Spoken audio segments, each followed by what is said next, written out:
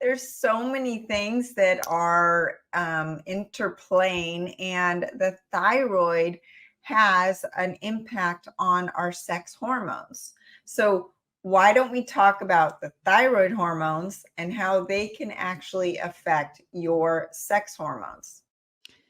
Thyroid's the master. You always have to start there. So we start with thyroid hormones. We look at those first to determine, is there a low hormone situation here, specifically with T3, because that's the active thyroid hormone. So that's what's actually getting to your cell and turning it on and giving you the metabolism and giving you the ability to go to the bathroom every day and giving you that energy and brain function.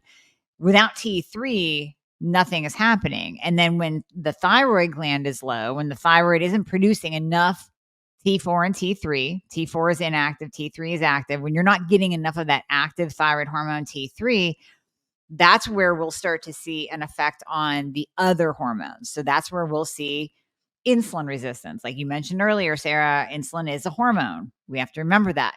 So insulin resistance is where there's just too much insulin being produced by the pancreas, or the insulin can't actually get into the cell to do its job.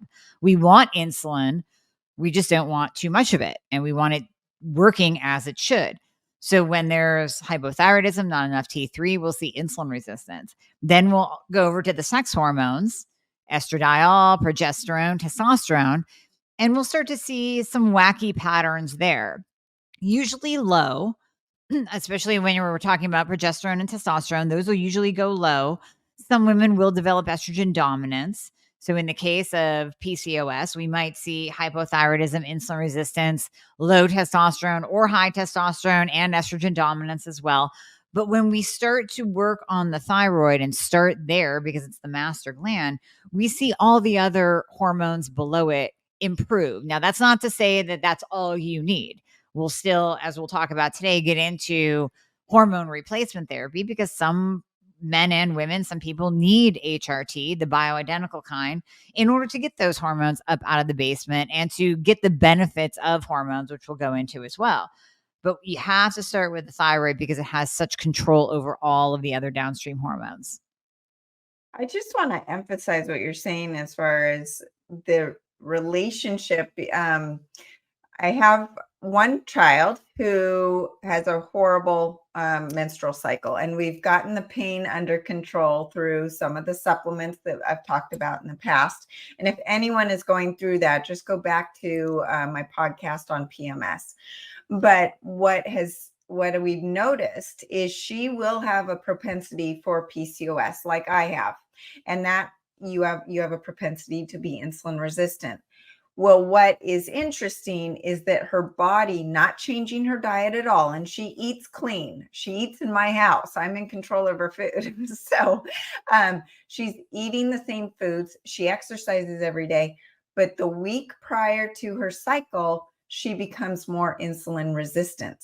And then what happens is if she actually goes too low in her blood sugar from this period, she will actually create anxiety in her body. And there's no trigger, but there's just this feeling of anxiety. So, yesterday, I actually talked about mental health and mood and the importance of thyroid for your hormones and your neurotransmitters like serotonin and GABA and dopamine and your brain, and anxiety and depression, and that link between thyroid and mental health.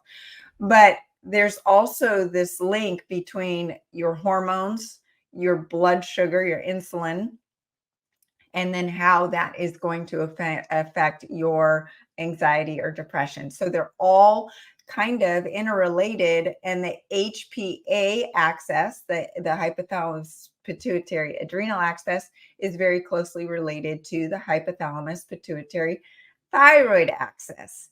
And then the gonadal axis. They're all interrelated.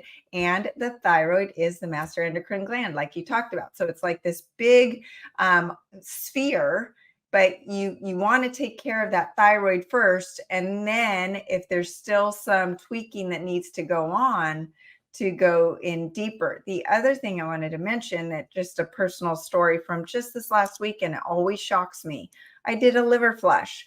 And literally, was retaining probably 5 pounds of water for the last 2 weeks. I Wow. could feel my thyroid slow.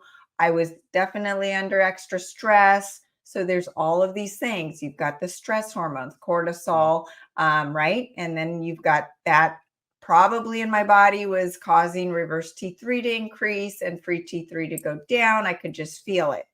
Yep. And the liver is where it cleans all the xenoestrogens out and takes all the bad estrogens out, right? And if it's backed up, it's not working well, then it's going to cause a backup in all of these things, and everything's going to just, the wheels fall off. And that's how Mhm. I explain it, right?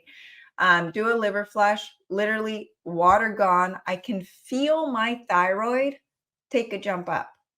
I can feel the excess estrogens out. I can feel my good testosterone back. And I love testosterone, right? So this is just an example of how everything is so related. It had nothing to do with calories in, calories out. It had nothing to do with what I was doing in the gym. In fact, I actually worked out less. And I wasn't really looking at my food. So there's so much here, and we need hours to go into all of it.